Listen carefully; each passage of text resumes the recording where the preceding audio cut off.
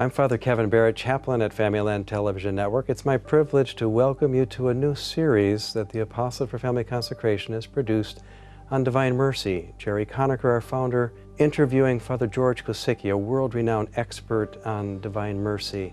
And they're commenting on one of the most important documents that Pope John Paul II published in his great 26-year pontificate, his encyclical Dives in Misericordia, or Rich in Mercy. Now, Pope John Paul II, as you know, he came from Poland. And in the 1930s, our Lord appeared to a Polish sister by the name of Sister Faustina Kowalska.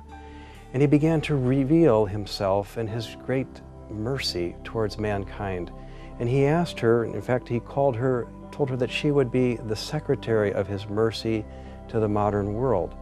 And the picture next to me is the picture that how Jesus appeared to Sister Faustina and asked that this image of him be represented with rays flowing from his sacred heart, a red ray representing his blood flowing for our redemption, the white ray flowing as the sign of his great mercy and purification. Jesus not only asked Sister Faustina to have this image of his divine mercy produced, but above all, he wanted the Church to establish the feast of his divine mercy, which would be on the 8th day of the octave of Easter, or the first Sunday after Easter, celebrating his great mercy and his triumph over sin. And he promised that those who would go to confession and receive communion worthily on that day, that not only would they be pardoned the guilt of their sin, but all the punishment due their sin as well, like a second baptism. Tremendous promises of our Lord for our world, which so needs God's mercy in our day. He also gave her prayers, a chaplet of divine mercy. He told her about the 3 o'clock hour being the privileged time of his mercy. All of this was written about by Sister Faustina in a book that has become a bestseller worldwide entitled Divine Mercy in My Soul, the Diary of Sister Faustina. Now, when that was first published, because of the war that was going on, World War II intervening, and then with the communist regime in Poland, it was very difficult for accurate translations to be received in the West and to be received in Rome. So there was a period of time when this devotion was actually censored by the Vatican, and it was not allowed to be diffused because of erroneous translations that reached Rome.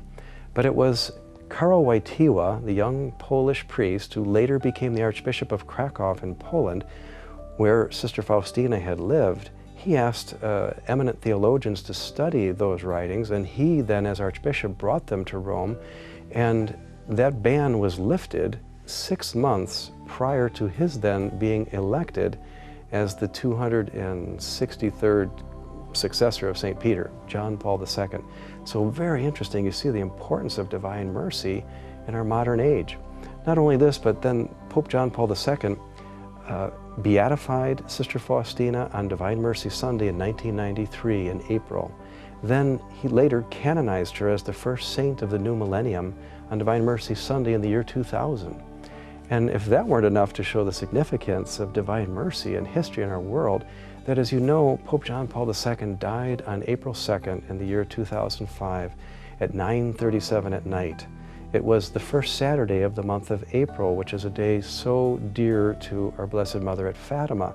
Fatima, so significant to divine mercy because that's where our Blessed Mother revealed her plan to obtain mercy from God. And as you know, Pope John Paul II was shot on the feast of Our Lady of Fatima. He feels like he was miraculously preserved from the bullet that should have killed him by Our Lady's intercession, one hand firing the bullet, another hand guiding it, he said. Well, he not only died on the first Saturday, but that was liturgically the feast, the beginning of the Feast of Divine Mercy. It was the first Vespers of the following day, Sunday, Divine Mercy Sunday. All of these very important historical facts pointing to how important divine mercy is in the life of the Church and the life of each one of us. So as you enter into this series, you're going to learn about the ABCs of mercy, asking for God's mercy through sacramental reconciliation, being merciful to others, practicing mercy, and then having this confident trust in God's mercy. He even wanted Sister Faustina, Saint Faustina, to place at the bottom of the image, Jesus, I trust in you. Well, as you begin this new series that the Apostolate is offering, we have just published a new book, 40 Days of Meditations on divine mercy to help you enter ever more deeply into understanding this great message for modern man in our times. Modern man that's so threatened by so many different evils, we need to turn to God's mercy. And it's really written in tandem with another book about total consecration to our Blessed Mother as she asked for at Fatima. These two great devotions of Fatima and Divine Mercy really are the prophetic messages of modern times. And so we want to help you understand them, live them, propagate them to be apostles of divine mercy, to be apostles of total consecration to Jesus through Mary. So we hope that these programs that you're about to embark upon watching will help you do just that. Thanks for being with us, and God bless each one of you.